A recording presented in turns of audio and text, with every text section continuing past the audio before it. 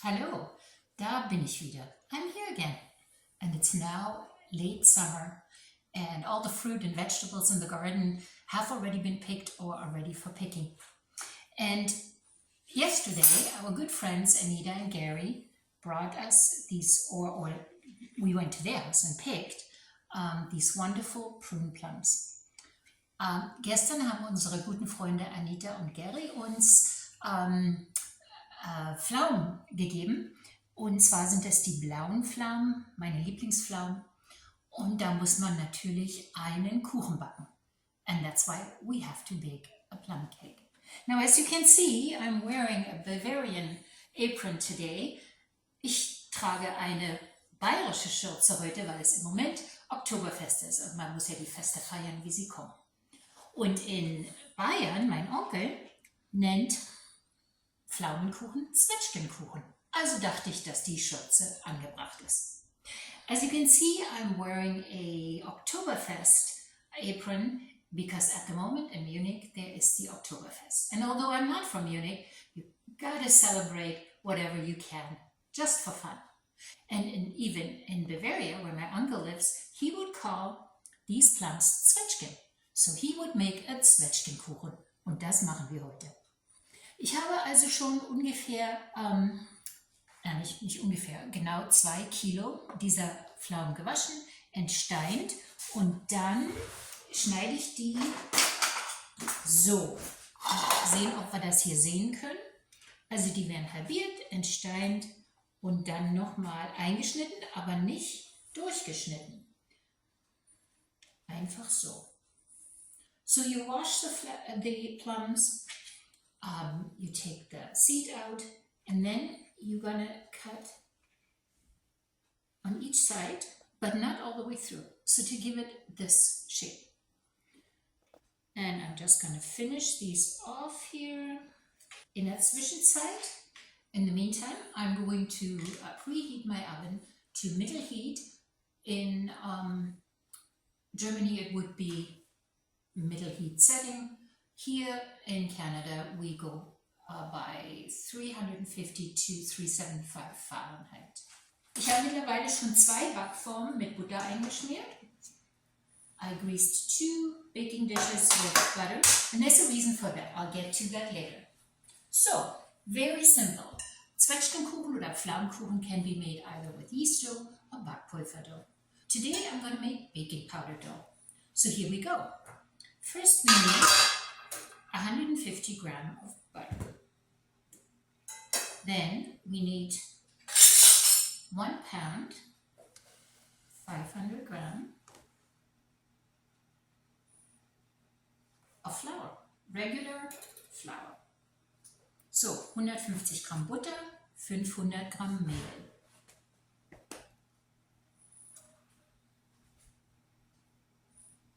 Das sind 300.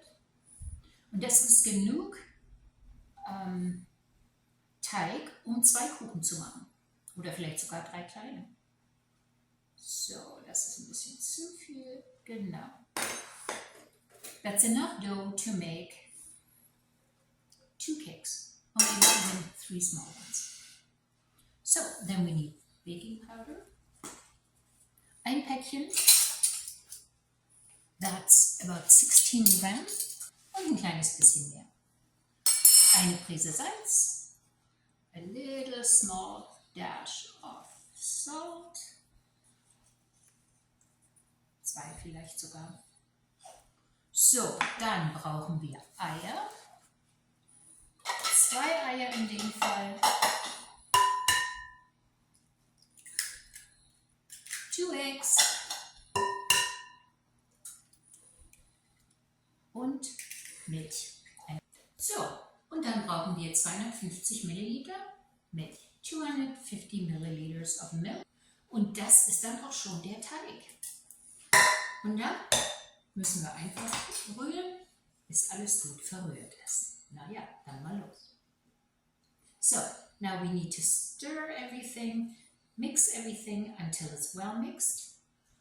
And that's it. And then the next step happens. Oh, ich habe doch den Zucker vergessen. I forgot the sugar. We definitely need sugar, 125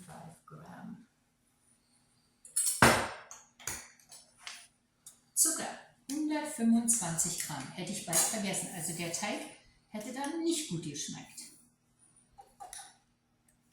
So, 125 grams of sugar. That's really not very much. And I almost forgot to put it in. Wouldn't that have been funny? So.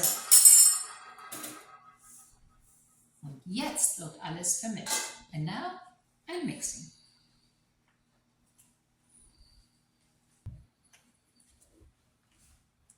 So, jetzt haben wir genug gemischt. It's nicely mixed. And this is what it looks like. Now mine is a little lumpy because my butter wasn't that soft, but that's all good. So I have two baking pans here, zwei Backformen. Eins rechteckig und eins rund. Und zwar kann man den Kuchen in zwei verschiedenen Formen machen.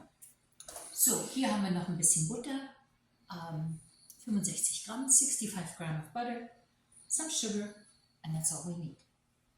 So, let's start with the round pan. So we're going to put that dough, and it's kind of a sticky dough. If this was a yeast dough, then you would just roll it out like a pizza dough. In fact, you can use pizza dough. If you have frozen pizza dough, just defrost it and use that. Sie können zum Beispiel auch Pizza-Kruste dafür benutzen. Wenn Sie die im Kühlschrank oder in der Truhe haben, können Sie das einfach auftauen und dann kann man den Zwetschgenkuchen damit machen. So, jetzt verteilen wir das auf die beiden Backformen. We're gonna divide it onto the two baking pans. Wir müssen das jetzt einfach nur verteilen.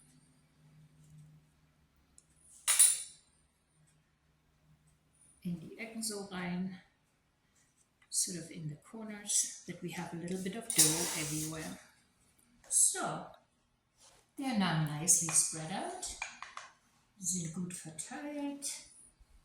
We're gonna take the plums and stack them just like this.